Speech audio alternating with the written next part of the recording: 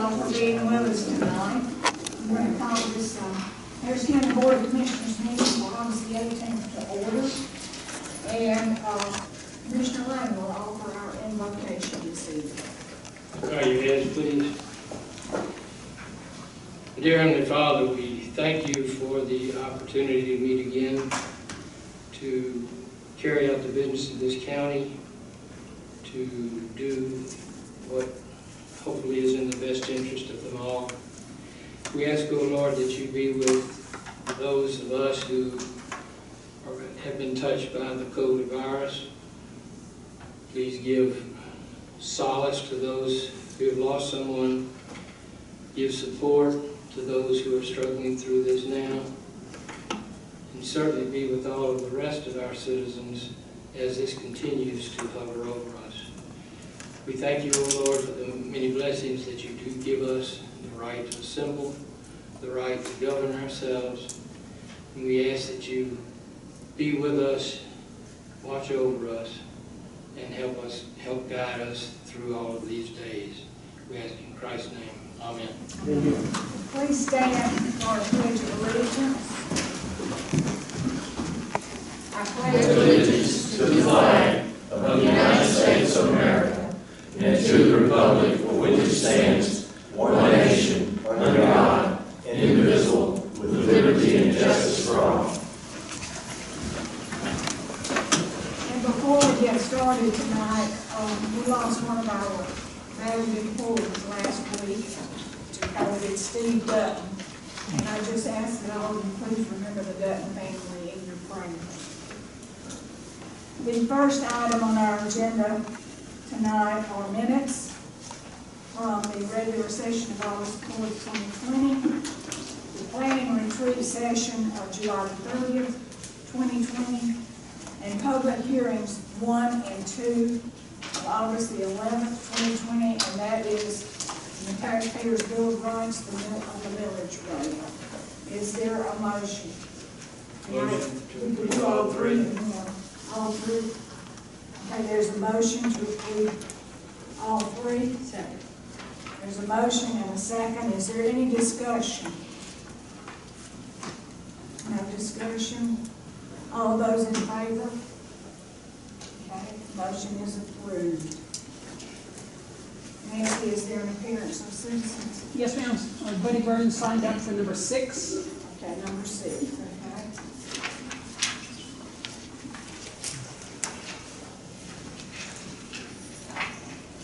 Okay, thank you, ma'am. There is no old business. And if not, we'll go into new business. And the first item on our agenda for new business is our millage rate public hearing number 3 under the Taxpayers' Bill of Rights. So I will call the public hearing to order. This is the third and last of 3 public hearings the county is required to hold regarding the notice of intent to increase property taxes. The Harris County Board of Commissioners has tentatively adopted a 2020 millage rate, which will require an increase in property taxes by 0.83% in the countywide less the West Point area and by 0.04% in the West Point area. This tentative increase will result in a millage of 9.38 mills, an increase of 0.077 mills in the countywide less the West Point area. Without this tentative tax increase, the millage rate will be no more than 9.303 mills. The proposed tax increase for a home with a fair market value of $225,000 is approximately $6.93. And the proposed tax increase for non-homestead property with a fair market value of $150,000 is approximately $4.62. In the West Point area, this tentative increase will result in a millage of 5.628 mills, an increase of 0.002 mills. Without this tentative tax increase, the millage rate will be no more than 5.626 mils. The proposed tax increase for a home with a fair market value of $150,000 is approximately 0.12, and the proposed tax increase for non-homestead property with a fair market value of $100,000 is approximately 8 cents. The millage rate. The county M&O, 9.38. The school M&O is 17.26, for a total millage of 26.64 mils. The details for the county millage before rollbacks is 10.81.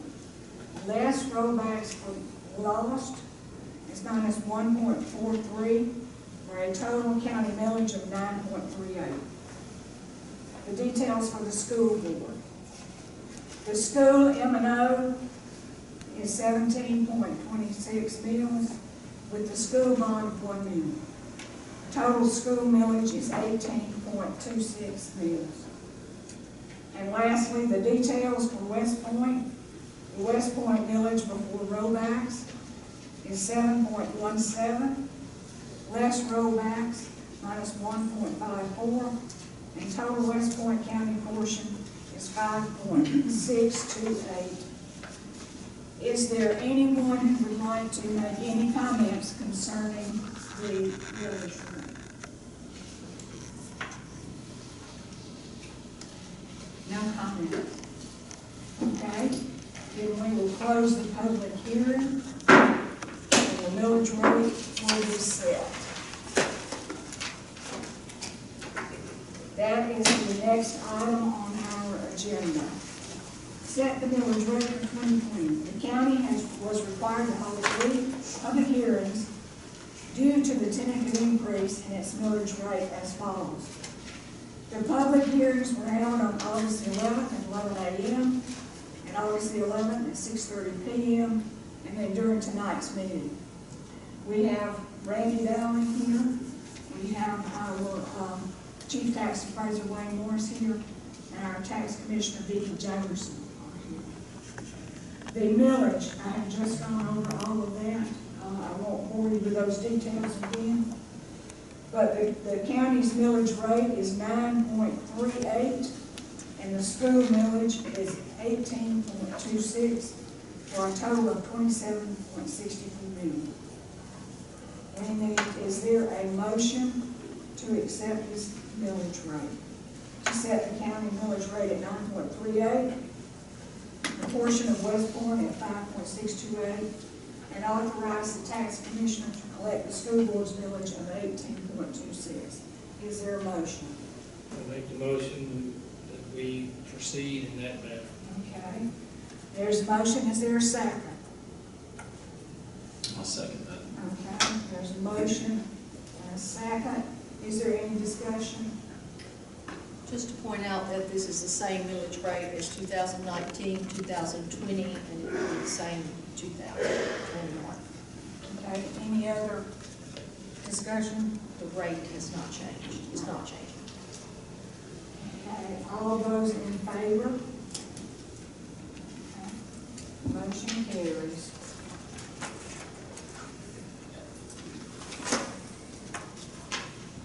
Okay, the next item on our agenda is a policy for fireworks on county property.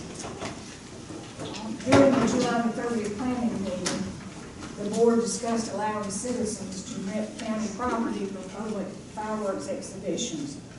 And the consensus was to move forward with the policy. In order to move forward with the rental of the county property, such as the Ag Center, Arena, Moultrie Park, Pate Park, or the soccer field, for the purpose of public fireworks exhibitions, a policy was drafted setting out fees, requirement of an application, and insurance requirements per our county attorney and other details. Is there a motion? I would make a motion to approve this needed. I'll second. Okay, there's a motion and a second. Is there any discussion?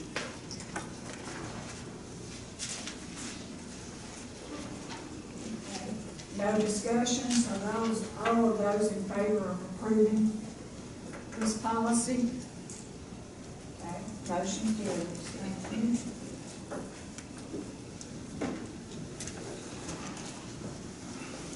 The next item on the agenda is request for tax refunds. There are 3 requests. The first is Eddie Lee Austin, 92 Hunting Creek Way in Midland. The amount is $22.64, which is the ad valorem tax. And his reason is he traded the 2005 Dodge Caravan on June the 29th, 2020 to a dealer. The tax commissioner agrees and the board of tax assessors agrees. The second request is Michelle Cornett, P.O. Box 1229, Pine Mountain. The amount is $101.23, which is the ad valorem tax. The reason is the Jayco travel trailer was sold in June, but prepaid the tax and the tag. The tax commissioner agrees, and the board of tax assessors agrees. The last one is Charles S. and Lindsay Taylor Ferguson, Post Office Box 1313 in Fortson. The amount is $85.51, which is the ad valorem tax. The reason the vehicle was traded in on May the 5th, the customer paid renewal on April the 28th, 2020, for tag renewal on May the 16th of 2020. The tax commissioner agrees and the board of tax assessors agrees. Is there a motion? I move that we grant all 3 of these requests for tax refund. Okay, there's a motion to grant all 3 of these. Is there a second? I'll second Okay, there is a second. Any discussion? No discussion, so all those in favor? Okay, motion carries. Thank you. The next item is the consideration of road acceptance, easement off of Teal Circle. A petition has been received regarding the acceptance of the private easement off Teal Circle, which is in the backwaters area off 219, a distance of 1.4 miles. There are 2 property owners, and it's the Saunders and Georgia Power, and both signed the petition. The road acceptance requires at least 80% of the property owners to sign the petition for acceptance. After which Mike Brown, the Public Works Director, inspects the road to ascertain its condition. Mr. Brown found the following. The road width varies throughout from 10 foot to 20 foot with no ditches. The road length is 1.4 miles. Road width is not acceptable, but topography lends itself to a 60-foot right-of-way. Road drainage is bad. The road does not impose inherent or dangerous conditions which can't be corrected. Cost estimates to bring the road up to standard would require an engineer. There are 600 plus or minus acres adjacent to this easement, and utilities will be needed. According to the road ordinance for roads in existence prior to October of 2004, acceptance or denial is based upon the following. If the road layout or design would impose an inherent hazardous or dangerous condition for public use. Criteria to include physical condition of the road surface, the road bed, drainage, existing right-of-way, available right-of-way, any correctable engineering design defects which would affect traffic conditions, number of homes served, and estimated expense to bring the road up to minimum standards. It must serve a minimum of 2 homes and 5 lots already platted and reported as of October 2004. The minimum right-of-way of 60 foot must be provided unless the homes thereon prevent a right-of-way of 60 foot. The road must abut a county or state road. Prior to acceptance, a minimum of 80% of the property must be willing to pay all costs associated with the transfer of the right-of-way to the county. The remaining 20% may be subject to condemnation procedures at the discretion of the board. Following acceptance and repair of the street or the road by the county, the property owners will be billed according to a pro rata share of the total road assessment, which includes right-of-way survey work, title deed work, and driveway pipe. If accepted, the road will be categorized as Class D roads and will receive minimum maintenance only, i.e. not paved. If accepted, the county would make the initial repairs, maintain vegetation control in the right-of-way, litter control within the right-of-way, drainage structures and ditch maintenance, shoulder stabilization and maintenance, and appropriate surface maintenance. Mr. Brown's recommendation is to not accept this easement road. There is a motion and vote needed to move or not move forward with the acceptance process. If approved, the right-of-way survey will be performed, engineer cost estimates to bring the road up to minimum standards would be performed, title searched, deeds prepared, and getting the right-of-way deed signed. And once all deeds are obtained, the board would take action to accept the road, after which the maintenance would be done. And I'm sorry, Nancy, I didn't write down the name of the gentleman. Buddy Burns. Mr. Burns here? Yes, ma'am. You would come up front, sir. How are y'all doing? I'm Buddy Burns, and I represent the Saunders family. We own the majority, it's us and Georgia Power that own all the right-of-way. So there's not a problem with giving any right-of-way. We're prepared to do that. We're prepared to, put some cost in it as well. There's about 5 residents that live down there now. They already have utilities, so I don't know, what other utilities would need to come. But those 5 people that are down there are on Georgia Power lease lots, and they're permanent residents. They didn't sign anything because they live on lease lots, so therefore they're not property owners. Georgia Power is here as well, and they're willing to give their right of way on their portion of the road as well.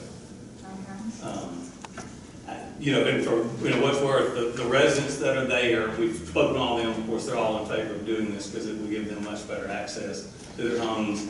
They have spoken with local fire and EMS in the area, and they've said that they can't get down that road to their homes.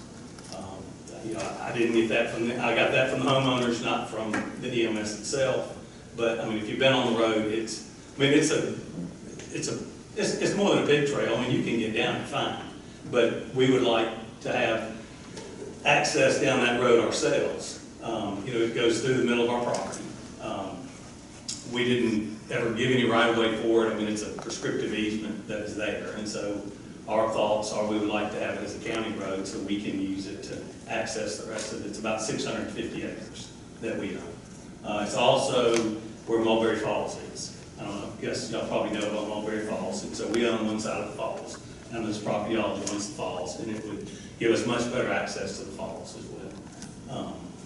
Our long-term plans are, we will eventually sell this property off. The family is dispersing land that we have in Harris County, and that's what I'm doing with the family, and so this will give us better access to the property.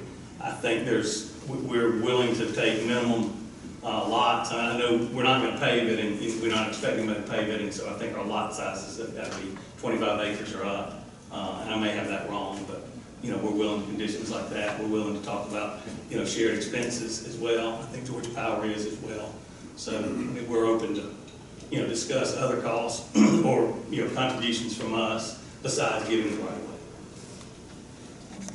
Thank you, sir. Anybody got any questions? Questions for Mr. Brown? Do we have any idea of the cost that will be involved if we were to do something like this? Rough estimate? No, it's going to require an engineer survey to determine, to get the Exactly right what ways that's and all that gonna be. kind of stuff, so we didn't get to that point yet. If the board gives us the approval to proceed, that's where we'll go, because the acceptance won't take place until afterwards. And so we're open to discuss, sharing the expenses too. I don't want y'all to just think that we're just throwing it out and we're expecting y'all to do everything. I mean, we would like to continue the discussion. You know, if we can get some costs together or something of that nature. I mean, you know, the county, I guess, has got to do that, but I mean, we're willing to participate as well. I mean, we would like to keep this issue moving forward and hope that just a cost or maybe not knowing what the cost is doesn't, you know, kill it today. Okay. All right, anybody have any other questions from this point? So I guess what you're really looking for us to do is to kind of standardize the road as a dirt or gravel road Yes, sir. and leave it in that area. I guess if we do so, that means we now take ownership of that road. We wouldn't do that now. Yeah. Yes. But I mean, if we voted this way, and then we would be responsible for the maintenance and all these things listed here. Or are we just discussing if we want to try to get an engineer to come up with a cost and then come back to vote for the road? The vote is just to move forward with the process, which includes the surveys, the engineers, whatever. Then once we get all that done, get the right-of-way deeds done, it'll come back to y'all for final acceptance. Because right now, that wouldn't mean it's accepted just because y'all move forward with it tonight. Could the Salters family, if they got an engineer of their choice involved, present us with a cost estimate so we could see what would be involved? And then you said y'all be willing to put cost in, and would y'all be willing to cover the upfront cost of an engineer to determine the total cost of the project? Is that- Sure. I mean, obviously, we'd have to get an engineer that's going to do what y'all need. Right. And so we would have to kind of know what that is, but I mean, we're open to discussion. We have engineers that have done road surveys for us before, know what we need, so we could get a cost from him, and then Well, I talked to Mike Brown this afternoon. I asked him if he had any kind of a generalized idea on what the cost would be. And he did not, but he, and I talked about that he thought it would be in excess of $1 million for that length of road. To do the whole road, not the engineering, but the No, not the cost. engineer to do the road. All right, if nobody has any, is there a motion? Let me ask another question. Sorry. Please. You made reference in your comments to 25-acre lots. I don't know how much of the property is Saunders property and how much is Georgia Power. But obviously, I think if you're looking at kind of straightening out that road a little bit and trying to dress it up a little bit, you gotta have thoughts in mind of maybe developing that, selling it for residential or something down the road. And of course, if we were moving from that at this point in time, it would be the developer or builder's responsibility to pay those costs. So really what you're asking us to do is not much benefit to the county, in my opinion, at this point. And it's just a way maybe of getting some costs covered that you might not have to cover later on.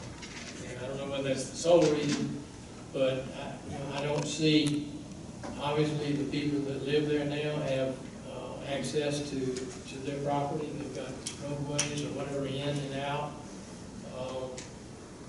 I don't know what advantage, I don't think you pointed out any advantage to the county for doing this. You know, I mean, we looked at it as it is helping us, there's no doubt about it. It helps Georgia Power as well. It helps those citizens that are down there. You know, it's a road that, I don't really know how the road got there. You know, it's strange that there's a road that crosses private property and goes to another piece of property that was never a county road. And there's people that live down there that had bank financing to buy their houses. You know, so that road had to be some sort of a legal road in the past. And so our thought was that we would like to just open back up to where we can use it, you know, as well. I'm not sure that it was ever a legal a county road. I mean, it is a private easement, correct? I had a lawyer with it, so I guess that's, you know, what it is. I mean, it's not in our deeds. Now, there are some old DOT maps that do show it, going back to 1984. Now, I don't know whether, I was told that not all DOT maps match with county maps, but, I have DOT maps that show that the road did come off Field Circle and go down and cross below Mulberry Falls. Those are all DOT maps. Okay, any other questions? And if not, since this is in the district that I represent, District 3, I make the motion that we not move forward with this. And is there a second? I'll second that. Okay, there's a motion and a second. Any other discussion? I agree with what Harry had to say. I mean, it's a lot of cost for the county to benefit somebody else. Yeah, I agree with that also. Any other discussion, comments? All those in favor of not moving forward with this? Okay, motion carries. Thank you, Mr. Clerk. Thank y'all for your time.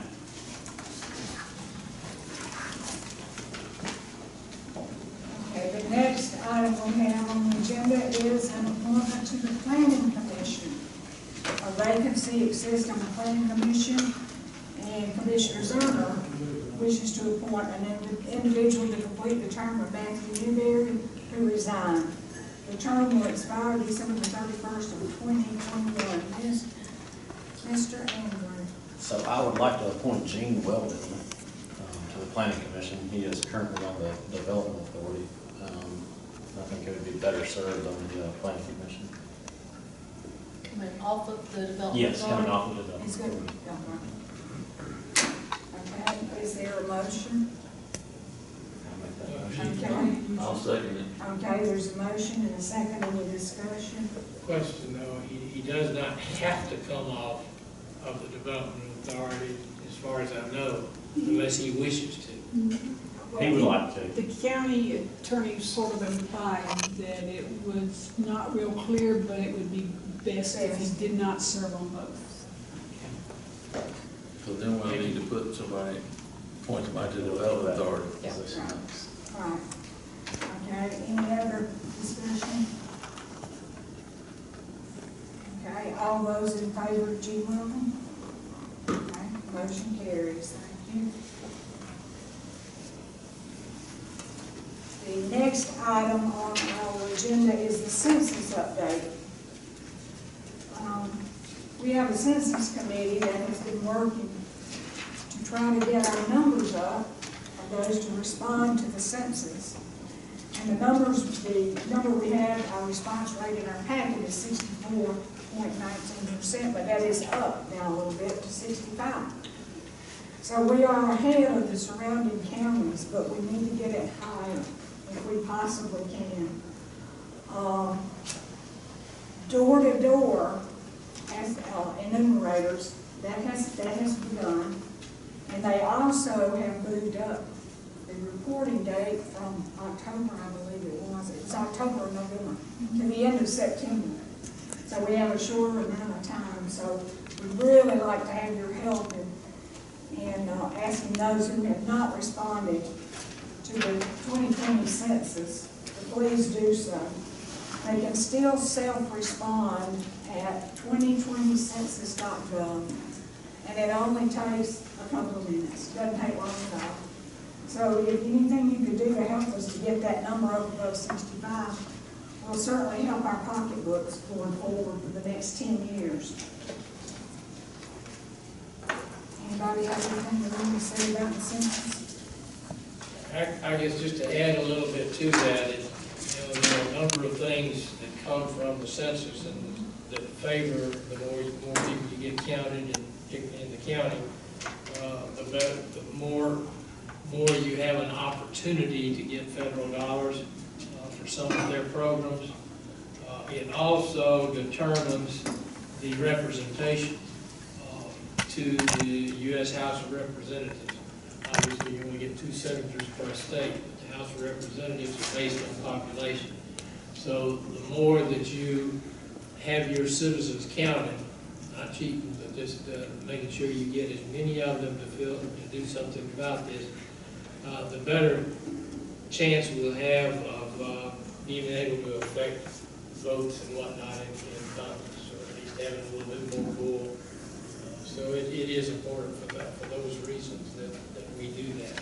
And I'm not sure whether the census also probably affects some of what the schools can get from the Department of Education. So it is something that, while it might not be tons of money extra, it may well probably would help us the more we have of our people counted. So certainly, please encourage folks to do so. Thank you, sir. The next item under new business and the last is the financial statement for May of 2020. Is there a motion? Motion to approve. A motion to approve, is there a second? Second. There's a motion second. Any discussion or any questions of Clint since he's with us tonight? You still doing okay? Everything looks good. Flush with cash I right mean, I now. know we were kind of worried it might tail off, but everything's still looking good, moving forward. All the splots and loss are maintaining levels. We haven't seen the drop off that other counties have. All departments are within budget.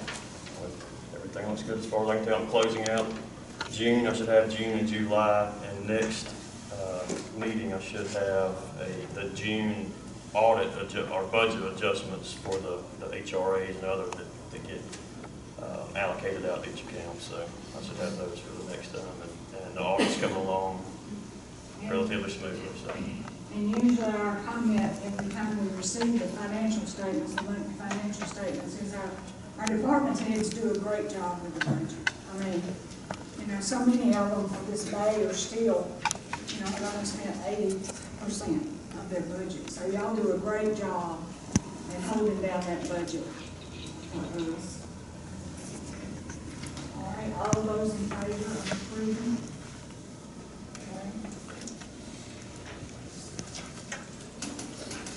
Okay, county manager. Madam Chairman, Board of Commissioners, the next item is item 10, bid award for prison kitchen equipment. This year's approved prison budget includes $23,500 to purchase replacement kitchen equipment for the prison, specifically a convection oven range, griddle, and a gas fryer, all with prison package. County staff, including the prison ward, prepared bid specifications, and they were distributed and advertised during July and August of this year. On the deadline date of August the 5th, the county did receive 2 bid responses. Alfred Pritchard Restaurant Equipment Company from Columbus was the low bid at $18,992, and the other bid was by State Services, Smith Station, Alabama, at $20,738.17. County staff has evaluated the submitted bids and is recommending that Alpha Pritchard Restaurant Company, the low bidder, be awarded this bid for a total cost of $18,992, which is over $4,500 or 19% below budget. If approved, installation of the kitchen equipment can be completed within the next 60 days or about mid-October. The old kitchen equipment will be disposed of through govdeals.com. Motion vote needed to continue this purchase acquisition. Is there a motion? I make the motion that we accept the low bid of $18,992 for prison kitchen equipment. Okay, and I'll second that. Is there any discussion? So all those in favor? Okay, motion carried. The next item is item number 11, project updates. Just hitting the high points. Number 4, replacement telephone system for the courthouse, administration building, old library, community development building. We did receive 18 responses, and they are being evaluated. Interviews with the top 3 companies were conducted on August the 11th. It is still under consideration. This item should be brought before the board on September 1st.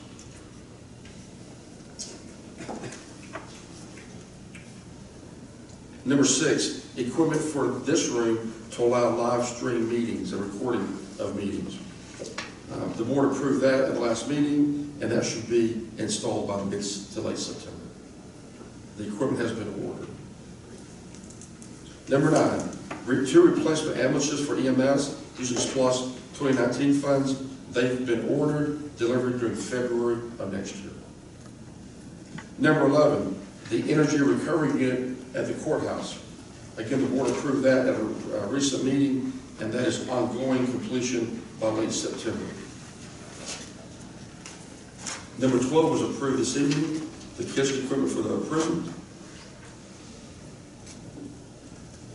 Number 15, dispose of the old 10,000-gallon underground fuel storage tank.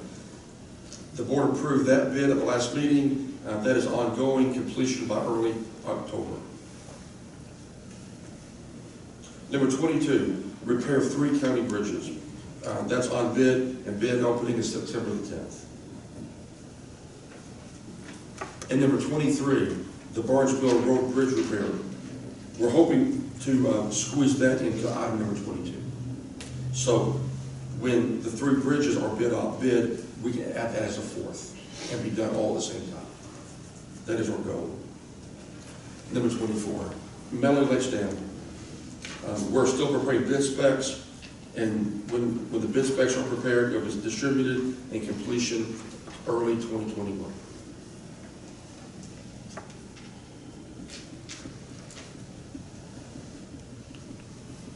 Number 32, installation of the new flagpole at the airport.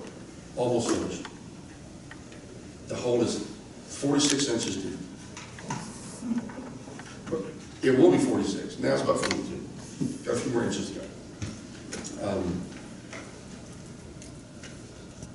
And the monument sign for the airport has been delivered, ordered, and should be completed by late September. The garbage trucks, they should be in on number 34 by late December of this year. Number 36, Hadley Road water line extension. That project is proceeding. Water lines are getting installed soon. The water meter replacement project, about 70% is completed, and that project is ongoing to replace the old water meters with smart meters.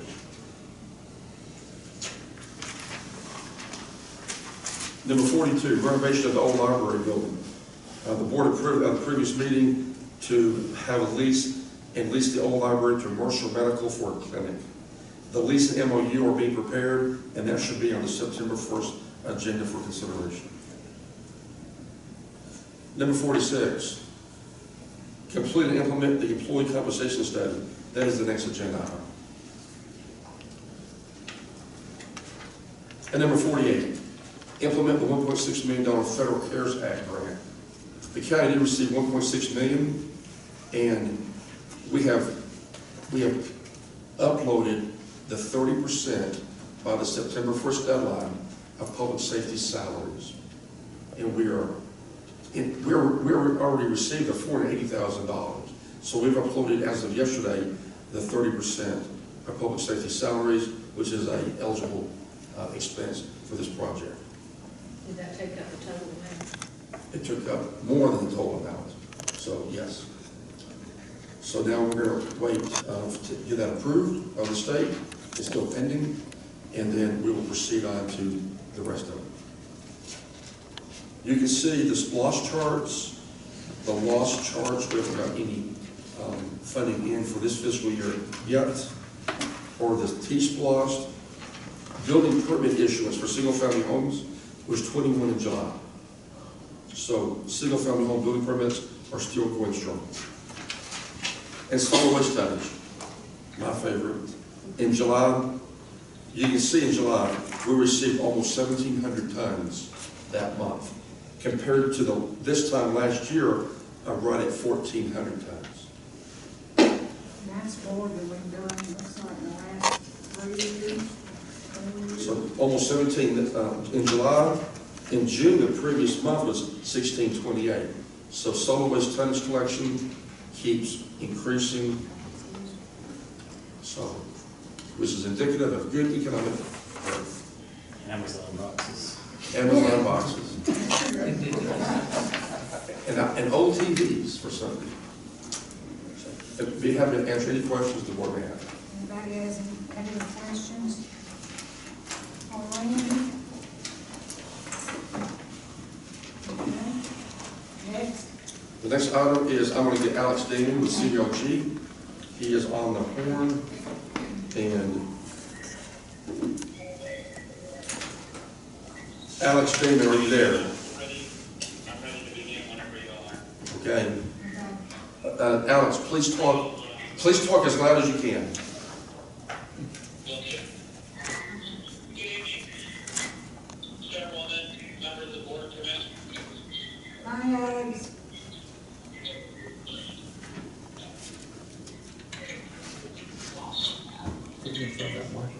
Yeah.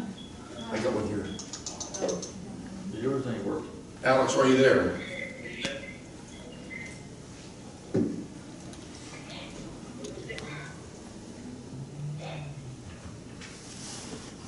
Alex Damon. You get an He's been upgrade, blinking in and out all night. I do apologize. I'm trying to find him. you get an upgrade of an iPhone 12, Randy, you might be able to hear it. We can't afford iPhone 12. And you down there, that iPhone 6 or whatever it is. Can you hear me? Yes.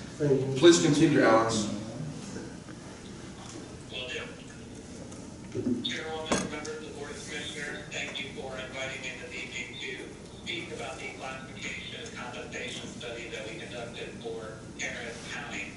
The goal of my presentation tonight is to review information that we previously shared with y'all at your workshop, and additionally share with y'all some additional information associated with our study. So you all should have received a copy of the PowerPoint presentation I'll be going through tonight. Most of the content of that PowerPoint is the same as it was from the Board of Commissioners workshop. So to begin, I would like to skip ahead to page 4 and just review what were the project objectives of our classification and compensation study for Harris County. The first objective was the development of new job descriptions for all positions. So each identified position within Harris County will have a brand new job description associated with it. And that job description was created by collecting information directly from employees via structured position description questionnaire, as well as a series of job analysis interviews with incumbent employees as well as their supervisors. The second goal of our project was to create a new classification system. And a quick reminder of what a classification system is, it's just simply how you group together and organize all the unique positions within your county government for pay purposes. And the primary means of how we created your classification system was by using a point factor system where we uniformly evaluated positions on unique characteristics such as their knowledge level, supervisory and management responsibility, working conditions, etc. The third objective of our study was to collect and analyze a variety of wage and salary survey data. As a reminder, those sources of data were a custom salary survey of peer local government organizations within the state of Georgia, information that we collected from the state of Georgia's Department of Community Affairs, as well as information that we obtained from the federal government's Bureau of Labor Statistics for the Columbus, Georgia, Alabama metropolitan area. All of that wage survey data allowed us to produce a new competitive pay table for the county government's consideration that will allow y'all to have all your positions at the average market rate relative to those peer local government organizations that we compared y'all to. The fifth objective of our study was to address historical pay compression issues that have existed within the county government. Later on in my PowerPoint again, I'll quickly review what pay compression is. And then our sixth objective will be to continue working with your administrative personnel, providing them with the requisite training to successfully implement and maintain your new classification and compensation plan moving forward. So thank you again for letting me provide y'all with a brief overview of what the goals are, or the goals were of our project. Next, I'd like to skip ahead on our PowerPoint to page 8, as requested from our previous workshop with y'all. We partnered with your administrative staff to collect a variety of additional information from the organizations that were included in our custom local government salary survey. So as you all can see on page 8, I'll quickly review again which organizations were included in that custom survey. Baldwin County, City of LaGrange, Columbia County, Columbus, Muskogee, Columbus Waterworks, Coweta County, Lee County, Monroe County, Oconee County, Spalding County, and Truth County. So the additional information we obtained from these organizations were their EPA tier and millage rate. So I'll hand it over to Randy, who can better explain than me what a EPA tier signifies, and then he can also discuss the millage rate information. Interestingly, we added these two last columns from the, as the board kind of intimated, to see how Harris County stacks up to all the counties and cities that we looked at to compare ourselves with them. Harris County is a tier 4, at tiers 1 through 4, 4 being the richest, 1 being the poorest. And DCA assigns every county a grade. So we're a tier 4, meaning we're relatively wealthy. And you can see a lot of the 11 counties and cities we compare ourselves with are tier 3s and 4s, meaning they're on the wealthier side. So that is another confirmation that these are comparable communities. The millage rates, Harris County is at 9.38 and will stay that way for another year. And Harris County, of all the other comparable counties and cities, we are the lowest millage rate except for Oconee County, outside Athens. So all the other neighboring counties are, I would say, pretty far above us, except for a few. You know, we're at 9.38, Coweta is 10.6, Lee is 14.1, Monroe is 13.2, Spalding's 20.1, and Troop is 11.3. So again, that gives comfort in that when we compare ourselves to other counties, not only are we comparable tiers, but we're also either low or comparable millage rates. Why City of LaGrange and Columbus in a millage rate? City of Columbus has 0 millage rate. And City of LaGrange? LaGrange has a 0 millage rate. In Columbus, Muskogee, I can't figure out what the millage rate is, to tell you the truth. Because it is in so many different districts. If they have like 15 or 20 districts, and I just can't figure it out. Some districts are like that 44. I can't, I just, Yeah, but you're right. it makes no sense. There are quite Yeah. So I can't decipher Columbus, Muskogee's millage rate. Wayne might, but I can't. Okay, Alex. Thank you, Randy. So next we'd like to skip ahead on the PowerPoint to page 16. So starting with these slides, you'll see some new information for you all consideration this evening. So the main item is related to this PowerPoint is we created an additional implementation option for the Board of Commissioners consideration. The first option that we'll review with you all again tonight is the 4-pronged strategy that we previously shared with you all on July 30th. And as you recall, the 4-pronged strategy was developed as a result of all the work that went into our study. And it was designed to address the key items that were outlined in our project objective in terms of developing a competitive pay structure for the county government's consideration, addressing pay compression issues within the county government, and then also on that fixed strategy, making sure all the employees are where they need to be, and leaving all of the maintenance plan so you can maintain your class and comp plan moving forward. So we believe this is a very strong option for your consideration. The second item for your consideration tonight is an alternative length of service strategy. So based on the feedback that we received from members of the Board of Commissioners, we created this alternate length of service strategy, which uses some similar elements to the 4-pronged strategy, meaning that we'll be using the same pay table that we developed for the first strategy, but where the difference is how we try to address pay compression issues within the county government by making updates to employees' annual length of salary as opposed to the one-time compression payment. So now I'd like to move on to slide 17, where I'll go through the four-pronged implementation strategy once again with y'all. So the four-pronged implementation strategy has 4 steps associated with it. The first prong of the strategy is to address historical pay compression issues within the county government. The second prong of the strategy is to adopt the classifications that were created as a result of our study, as well as the market rates that are associated with the created pay table. The third prong of the four-prong implementation strategy is to adjust employee salaries on the new pay table based on how long they've been serving in their current position. And the fourth prong of the strategy is to develop compensation administration guidelines that will allow the county government to maintain the new class and comp system moving forward, so you can avoid having to revisit this issue again or avoid pay compression issues in the future. So if you all would move on to page 18, I'd like to walk through our first prong of the fourth prong strategy again, to address historical pay compression issues. So as a reminder, what is pay compression? Well, pay compression occurs when employee salaries within an organization group together regardless of the length or quality of service to an organization.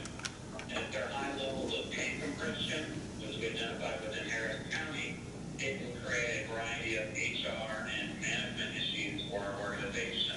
So pay dissatisfaction issues, meaning employee complaints or managerial complaints about how pay is organized within the county government, and that could potentially lead to low morale issues within the organization. It could potentially cause employee turnover. It can make it difficult to recruit new employees, and it can also potentially create legal compliance issues for the county government. So to help visualize what we mean by pay compression, as you see on the page 18, there's a table here that highlights a equipment operator 1 classification, where there's a total of 6 employees who have a length of service ranging from a half a year to a little over 8 years. And you'll see currently those employees are paid between $29,342 and $30,848. So this is what we mean by pay compression, as you have 6 employees who have a range of service between 7.5 years, and there's only about $1,500 between those employees that separate them. So in the four-pronged implementation strategy, how we propose to address these historical pay compression issues is shared on page 19. And how we propose addressing this issue is by providing a one-time compression payment to all full-time employees. And the compression payment we designed is based on an employee's continuous length of service with the county government, as well as their current annual salary with the county government. And the exact formula that we created was for every year of continuous length of service, an employee would receive a 0.5% one-time compression payment of their current annual salary. And to help illustrate how this one-time compression payment would work is, if you look at the table at the bottom of page 19, once again, we'll look at the equipment operator 1, who has a little over 8 years of experience with the county government, and they're currently making $30,848. Their compression multiplier would be a little over 4%. So that 0.5% for every year of length of service, for a compression payment value of around $1,250. So this is a one-time payment that would be incurred by the county government only in the fiscal year that it's provided, and then after that, it would not be a recurring payment for the county government. So the purpose of this one-time compression payment is to address those historical pay compression issues that we just previously reviewed on the last chart, and then it will allow the county government to move forward with the next prong and implement the new classification and compensation plan. So step 2 is to adopt the classification and market rates. So this prong of the implementation strategy is designed to allow the county government to assign all its employees to their proposed classification. So for example, an equipment operator 1, and then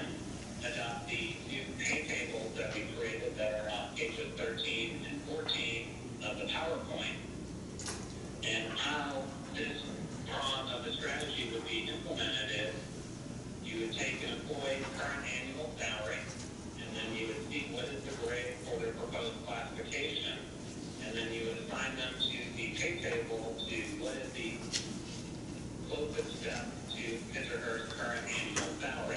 So for example, if it's equipment operator one, they're currently making $30,848. Our recommendation is to assign equipment operator one to grade 12. The entry-level salary for this position we're proposing be $33,037. So this employee's current annual salary falls below that step A. So we would bring that employee up to that new entry rate, and that would be a difference around $2,200, or about a 7% increase to place that employee onto the new pay table. So the second prong of the four-prong implementation strategy will allow the county government to get its entire workforce into their classification and allow you to adopt the new market rates that are associated with the developed pay table that are on page 13 and 14 of your PowerPoint. The third prong of the four-prong implementation strategy is to provide a time and position step adjustment. So the pay table that we designed for this strategy is designed that each one of those steps, which you see on pages 13 and 14, are those letters that are moving horizontally to be linked to an employee's current time and position. So this way, moving forward, there's a clear guide or transition for employees as they complete a year of service time and improve their position, that they would move along those steps throughout the course of their career. And this will allow the county government to avoid future pay compression issues. So what the time and current position step adjustment will do is going to get everyone in the county government onto the appropriate step based on how long they've been serving in their position. So to help visualize what this action is we'll take a look at the table at the bottom of page 21. Once again, we'll revisit our equipment operator one who's been in their position 8 years. They're assigned to 12. They're placed at step A after the second prong, 33,037. Then we move that equipment operator out to step I. So they would be linked with step I, which is associated with being in a position for between 8 and 8.99 years, for a final salary of $35,774, or an additional adjustment of around $2,700. So this action will allow you to have your workforce where they should be based on that developed pay table based on how long they've been serving in their position. The final action, once again, on the four-prong implementation strategy is to provide a classification and compensation plan maintenance. So what we recommend for the county government to do is, moving forward at the beginning of your fiscal year in July, the county will provide a cost of living adjustment that will be provided to all grades and steps on the developed pay table, as well as to employees' base annual salaries and wages. So what this action will allow you to do is two things. First, it will allow your pay table to keep up to date with the changes in the marketplace, so you can ensure your pay table remains competitive for recruitment and retention purposes. And second, it'll help ensure that your employees' wages and salaries are keeping pace with the cost of living. And the indices that we recommend you all examine as an organization to determine what a cost of living adjustment should be is either the consumer price index or the employment cost index. Both of these indices are produced by the federal government's Bureau of Labor Statistics. Additionally, in order to keep the finance and comp plan current, we also recommend to provide that 1% step adjustment upon an employee anniversary appointment date in their current position. So this way, employee salaries are continuing to progress along those steps A, B, C, D, E, etc. throughout their course of their career within their position. And this will allow employee salary movement from minimum to maximum within their developed pay range, so you can avoid pay compression issues that have been problematic for the county government. And then finally, we recommend that if you do decide to adopt the four-prong implementation plan, that you examine your compensation administration guidelines so you can ensure that those are up to date to properly align with the new class and comp plan, what we mean by compensation administration guidelines, how you determine promotional pay, what flexibility would you potentially provide higher rates, etc. So next on page 23, I want to walk through what are the potential costs associated with the four-pronged implementation strategy. So you can see here on the table, we have several columns and rows associated with the potential costs. So the first column, where it says estimated one-time length of service compression payment. So to provide that compression payment or that one-time payment that's based on an employee's length of service and their current annual salary, we estimate for all full-time employees that are linked with that grade and step pay table would cost approximately $533,000. For your hourly EMS, which are on a separate grade and step table due to their unique work schedules, we estimate the one-time compression payment would be around $35,000 for an estimated cost of around $568,000. And keep in mind that one-time length of service compression payment, that's a one-time cost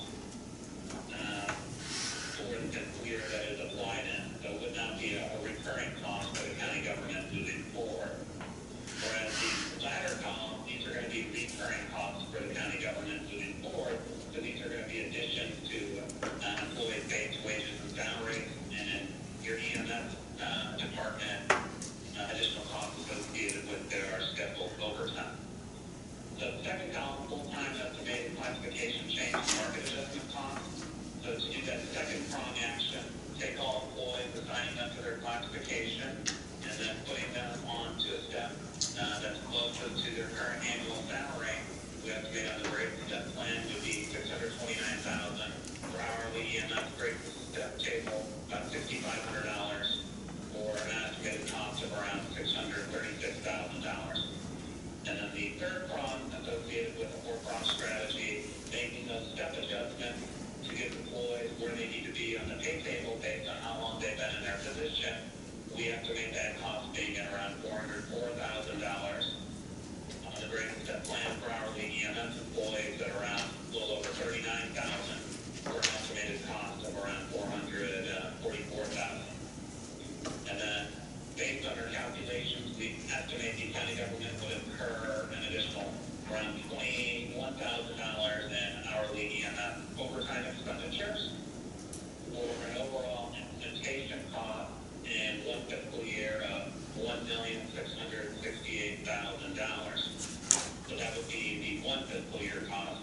But keep in mind, if you subtract that $568,000, it would be around $1.1 million of recurring costs for the county government moving forward. So those would be the recurring wage and salary costs the county would experience in future budgets. So once again, that was an overview of the four-prong implementation strategy. And keep in mind those costs that we shared with you all tonight on this table, they are exclusive of any estimated costs associated with your fringe benefits, payroll tax expenditures, retirement contributions, etc. And I believe your administrative staff have those figures available to you all for your consideration.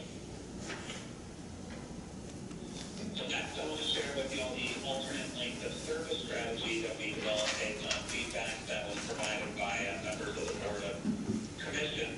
So you can see some of the steps associated with this strategy are very similar to the previous strategy that I just walked through with you all again. The first step is to adopt all the proposed classifications and market rates for the pay table. You'll see the second step is where there is the biggest difference, which involves providing a length of service step adjustment to your workforce. So this strategy does not involve providing a one-time compression payment to your workforce based on their length of service, nor does it provide step adjustments based on how long an employee has been serving in his or her position, but rather it adjusts employee salaries along the developed pay table based on their overall length of service with the county government. So that's the biggest differential with this alternate length of service strategy. And then you'll see the classification compensation plan maintenance step associated with this strategy is virtually the same as the previous strategy, meaning continuing to provide those cost of living adjustments so your pay table can stay up to date with the market, as well as provide adjustments to employees so their salaries can move from that minimum toward the maximum so you can avoid those pay compression issues. So once again, if you all move on to page 25, I want to go into a little more detail on each one of these steps associated with the alternate strategy. So you'll see step 1, adopting classification and market rate. This is exactly the same as the previous 4-pronged strategy. All employees will be assigned to their proposed classification. They'll be placed onto the pay table that's based on the market analysis of the salary survey data in the same exact fashion, meaning an employee assigned to their grade based on their position. We examine what their current annual salary is, and we assign them to the step that will move to their current annual salary on the developed pay table. So you'll see the example below, once again, of that same exact equipment operator 1, who's making $30,848, assigned to grade 12, step A, and then assigned to $33,037 or step A of the pay table for grade 12. The second step of the alternate strategy involves providing a length of service step adjustment. So what we're saying here is to address pay compression issues within the county government, as well as to properly place employees onto the pay table. We're saying we're going to take a look at what is an employee's continuous length of service, and we're going to move an employee out into the pay table based on how long they've been serving in the county government, not their position. So rather than having those steps that we linked to employee time and position on the previous table, we're linking the steps to employee length of service. So we'll look at this example again, and it's pretty simple. The equipment operator 1, they've been with the county government a little over 8 years. So this would be very similar to the previous action where they're going to move from step A after the previous step to step I, $35,744. So that's the step that's associated with being employed by the county government between 8 and 9 years. So this way, all employees are moving out to a step based on their overall length of service with the county government. And then the third step of the alternate strategy is classification and compensation plan maintenance. The same advice I mentioned before about providing those COLAs in July to adjust the pay table to make sure it's competitive, ensure your employees' base wages and salaries are keeping up to date with the cost of living, linking it either to the consumer price index or the employment cost index. The only difference is we recommend to provide those step adjustments based on employees' anniversary date in terms of their hire date rather than the appointment anniversary date in their current position. And those would be those same step adjustments that are designed to move the employee from that entry step towards the maximum step to help prevent those future pay compression issues. And once again, we advise to take a look at those additional compensation administration guidelines to align them with this strategy, meaning how you handle promotional pay and higher rates, etc. So next, if you all continue on page 28, I want to walk through what would be the cost associated with this alternate strategy. So you'll see we have 2 different cost considerations for you all tonight based on this strategy. So the first one involves utilizing that same exact pay table that we previously designed, where all the steps are at 1%. So you'll see this first column, full-time employee classification change and market adjustment costs are exactly the same. So the same costs to take all the employees, assign into their classification, putting them on the market rates associated with the developed pay table. So $629,125 for the graded step plan, about $5,500 for the hourly EMS, for an estimated cost of around $636,000. So the full-time length of service step adjustment cost, once you get all the employees onto the pay table and then bringing them to the appropriate length of service step based on how long they've been with the county government, we estimate for your full-time employees on the graded step plan at around $741,000, for your hourly EMS employees at around $49,000, for a cost of around $798,000.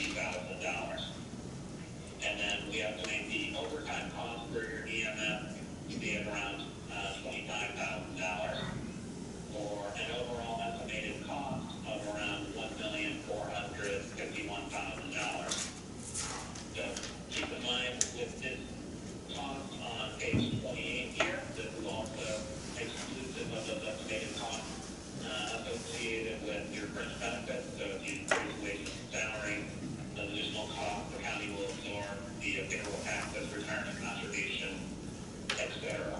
And then additionally for this one, the $1,451,000 approximately, that's going to be a recurring cost fiscal year after fiscal year. Then all these adjustments will be made to employees' base wage and salary. The previous table we outlined, one of the elements was just a one-time cost that the county would absorb only in one fiscal year. Additionally, we provided a slightly different option associated with this alternate length of service strategy, which involves making an amendment to the developed pay table that we created for the county government. And what the change is for the last 25 steps on the pay table, rather than being at 1% increments, we reduced those to 0.5% increments. So the initial steps A through J, those would remain at 1%, so you could provide that initial salary and wage movement for the initial years of an employee's career within the county government. And then for the latter 25 years or 25 steps of the employee's career, it'll slow down to 0.5% increments every year. So taking this approach brings down the cost slightly for the county government's consideration. So you'll see the classification change and market adjustment costs are slightly lower. So for the grade step plan, around $622,000 for the hourly EMS, still at that $5,500. Our estimated cost at around $629,000. The full-time employee length of service step adjustment costs are brought down. There are lower adjustments in the latter parts of the step at 0.5% versus 1%. We have to make for the greater step table for most employees. That would reduce the cost to around $540,000. For hourly EMS, it would be at around $39,000. For estimated cost at around $579,000. And then we estimate your overtime expenditures for EMS being around $28,381 on adoption, for an overall cost at around $1,228,000. And once again, that $1,228,000, that would be a recurring cost that's added to employee annual wage and salary. So finally, on page 30, we just briefly want to compare and contrast the options with you all. So the new option that we created, the alternate length of service implementation strategy, it does not provide one-time compression payment. And the alternate length of service implementation strategy, both of those have lower initial costs. So the first fiscal year of implementation, they'll be lower for the county government. However, they will have higher recurring costs for the county government moving forward than the four-prong implementation strategy. And then both options, we think, are viable options for the county government consideration. They'll allow you to adopt the developed classification, the market rate pay table, and address the pay compression issues. So that wraps up the additional information that I wanted to share with the board this evening. So once again, I hope I provided you all with a refresher or a good understanding of what were the goals of our project, with additional insight into the prepared and local government organizations where we collected our salary survey data from, as well as a refresher on the four-prong strategy that we reviewed with you all in your previous workshop, and then also provided you all with a additional implementation option for your consideration this evening. So that concludes my presentation, and I appreciate the board's flexibility once again to allow me to present these materials remotely to y'all. And I will be available now for any questions or comments from the board at this time. Thank you, Alex. Anyone have any questions or comments for Alex? Board?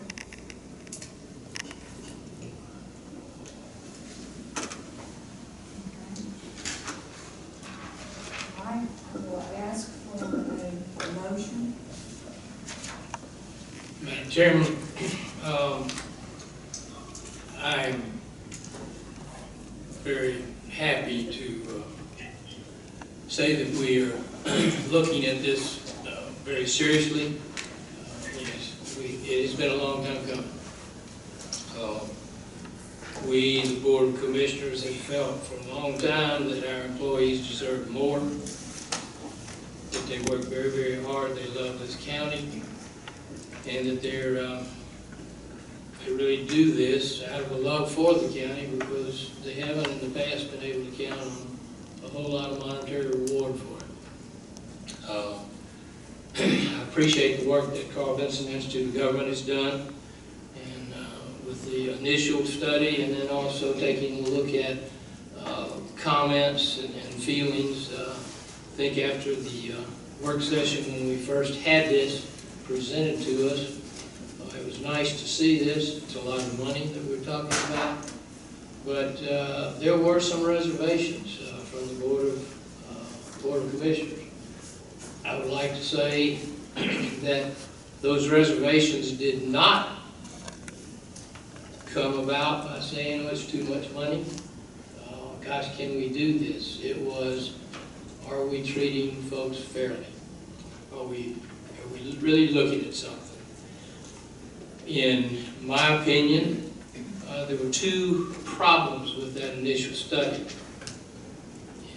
A little bit convoluted on the first one was the basically going historic, the one-time check to all employees. But then that was gone to some extent. It did not carry forward. Was there and some employees also, the next one was the time and position. With time and position, I think that tended to, for some employees to lose all of the year's service that they had put in. It was only giving them a 1% bump for the years in that position. So someone who had received a recent promotion, and if it was a 25-year employee, and they've been in that new position for 1 year, they got credit for 1 year of service. To us, to me, I think to us, that wasn't fair. That folks needed to be rewarded for the time they spent here. Obviously, they were good enough employees that they were still here, that we still valued what they were doing for us. But we don't have a large range of jobs, and we've got a few departments that have a number of jobs in the same classification. So the compression issue was really felt there.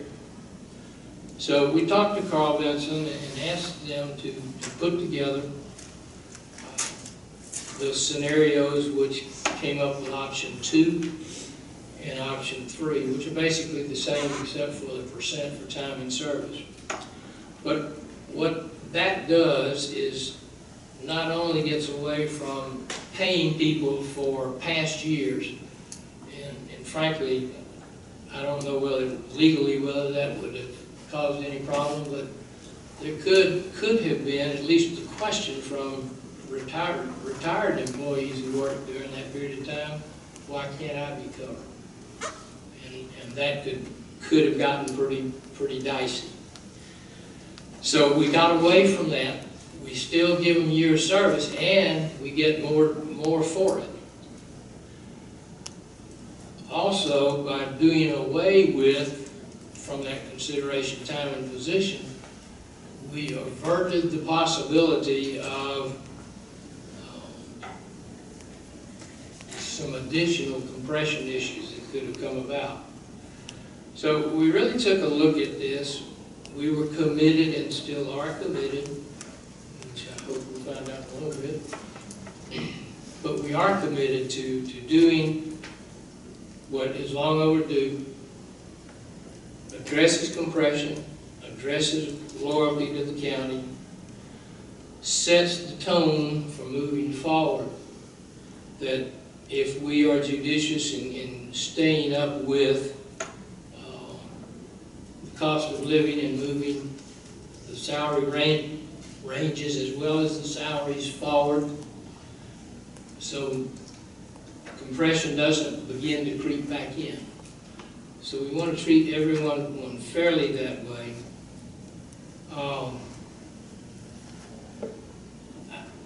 I think too, yes, we're spending an awful lot of money, but if we're spending that money for our greatest asset, then I think we need to spend it right. We need to do it right so we don't have to come back and tweak it. Obviously, I think there's some things that we just need to make sure of, that it's continuous year service. So if someone leaves and then comes back, I mean, that's an issue we have to discuss.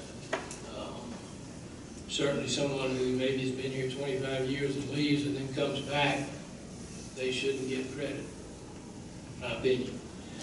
So I am pleased and proud to make the motion that we pass option 2 of the presented plan. And we really haven't talked about when we make this effective, but we are, I don't know because when we talk about this, it may be something that we can add to the motion when we want this to be effective. But that is my motion. Frankly, at this point in time, I would tend to think we make it effective July 1, which is the beginning of this fiscal year. And I believe also, which is something we can talk more, I believe the anniversary of each employee's employment would be the effective date for the 1% increase each year. So that would spread it out a little bit through the year, but every employee would at least get that once a year. So that is my motion. Happy to make that. Okay? I'll second it. And I'll second it also.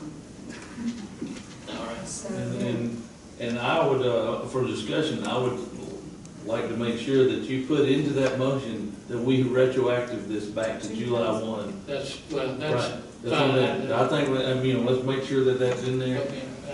I would want it that way. Yeah. I'll put that in the I motion. agree with that also.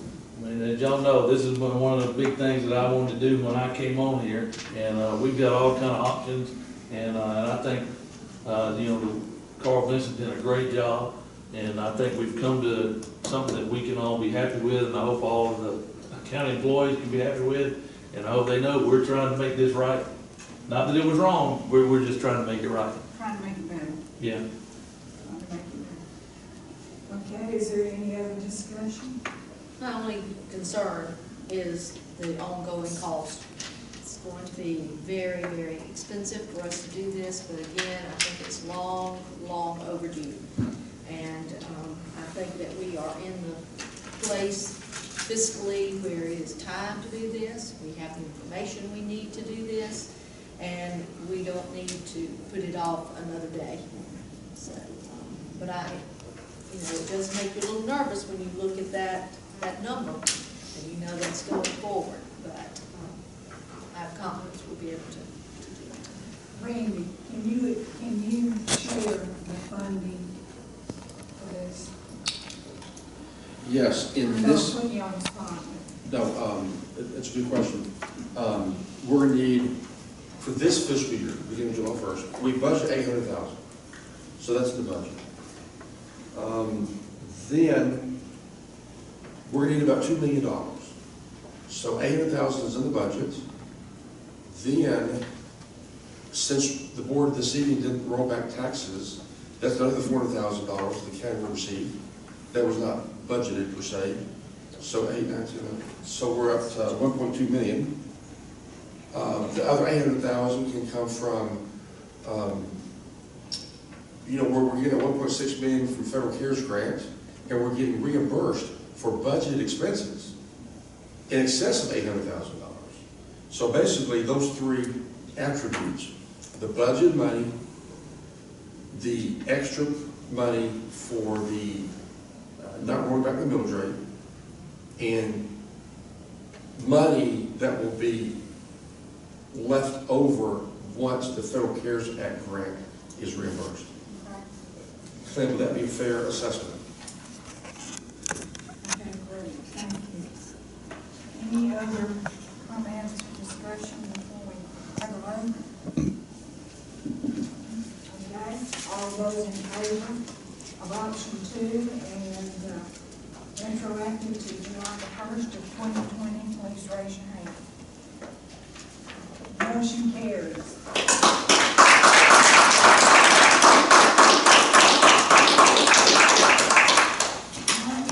Mr. Russell, does Russell have anything for us?